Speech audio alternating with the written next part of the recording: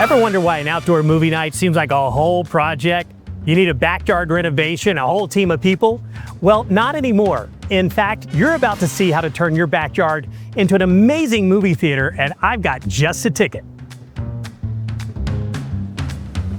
A few minutes ago, this wasn't even here. It literally took 30 seconds to blow up this enormous 20-foot movie screen in my backyard.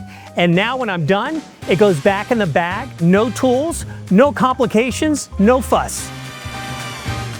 Any projector will do. This one's a wired one that plugs in. It has laser inside of it from ViewSonic. And what it does is it gives you super high resolution and you don't get screen burnout with the bulb, which is amazing. The other thing is a portable one. Those will work just as well. They're lower cost. End of the day, you're not breaking the bank to have an incredible outdoor movie, and it's that easy to set up.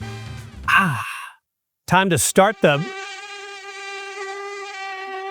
Got 'em. Every backyard has bugs, but not this backyard with the Executioner. Good technology.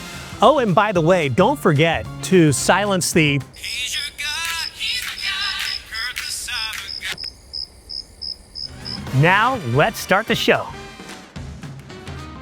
Oh, that's my favorite part.